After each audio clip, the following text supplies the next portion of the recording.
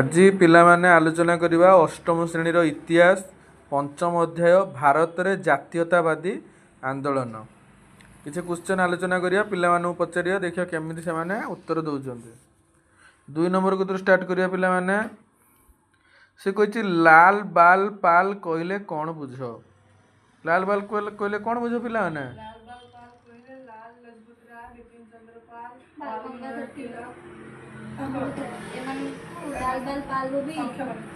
ଦେଖ ପିଲାମାନେ, ଲେଖା ହେଇଛି ଏଠି ଭାରତୀୟ ଜାତୀୟ କଂଗ୍ରେସରେ ଚରମ ଗୋଷ୍ଠୀ ବ୍ୟକ୍ତିତ୍ୱ ଥିଲେ ବାଲ ଗଙ୍ଗାଧର ତିଲକ, ଲାଲ ଲଜପତ ରାୟ ଏବଂ ବିପିନ ଚନ୍ଦ୍ର ପାଲ। ସଂକ୍ଷେପରେ ଏହି 3 ଜଣ ଲାଲ ବାଲ ପାଲ ନାମରେ ପରିଚିତ ଥିଲେ।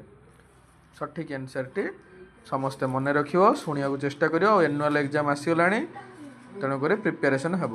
ମୁଁ ଛାଡ଼ି ଦେଇଛି ଆନୁଆଲ ଏକ୍ଜାମ କେବେ।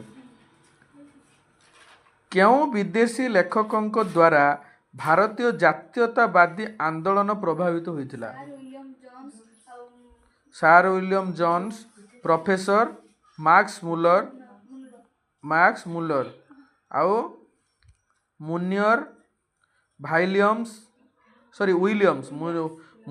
ୱିଲିୟମ୍ସ ଆଉ କ'ଣ ରୋସୋ ଆଉ କ'ଣ ଭୋଲ୍ଟାୟାର ଓ ମଣ୍ଟେସ୍କ୍ୟୁ ପ୍ରଭୃତି ବିଦେଶୀ ଦାର୍ଶନିକ ଲେଖକଙ୍କ ଦ୍ୱାରା ଭାରତୀୟ ଜାତୀୟତାବାଦୀ ଆନ୍ଦୋଳନ ପ୍ରଭାବିତ ହୋଇଥିଲା।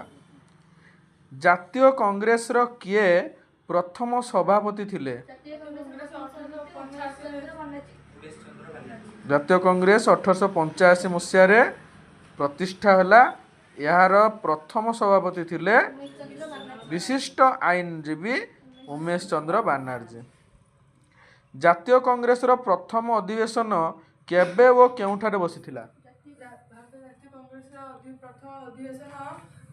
1885 ଡିସେମ୍ବର 28 ଓ 29 ବସିଥିଲା। ଏହା ମୁମ୍ବାଇର ଗୋକୁଳ ଦାସ ତେଜପାଲ ଦେଖ ପିଲାଟି ସଠିକ୍ ଆନ୍ସର ଦେଇଛି। ଜାତୀୟ କଂଗ୍ରେସ ପ୍ରଥମ ଅଧିବେଶନ 1885 ମସିହା ଡିସେମ୍ବର 28 ଓ 29 ତାରିଖ ଦିନ ବମ୍ବେର ଗୋକୁଳ ଦାସ ତେଜପାଲ ସଂସ୍କୃତ କଲେଜରେ ବସିଥିଲା। ତାପରେ ପିଲାମାନେ ଏବେ ସର୍ଟ କ୍ୱେଶ୍ଚନ୍ ପଚାରିବା। କହିଛି ଭାରତରେ ଏକ ଜାତୀୟ ସଂଗଠନ ଆବଶ୍ୟକତା ଅଛି ବୋଲି ଆଲାନ ଅକ୍ଟାଭିଆନ ହ୍ୟୁମ ଡେସ୍ଙ୍କୁ ଅବଗତ କରାଇଥିଲେ? Lord Ripon. ଧନ୍ୟବାଦ। ଚ୍ୟାନେଲକୁ ସବସ୍କ୍ରାଇବ କରନ୍ତୁ।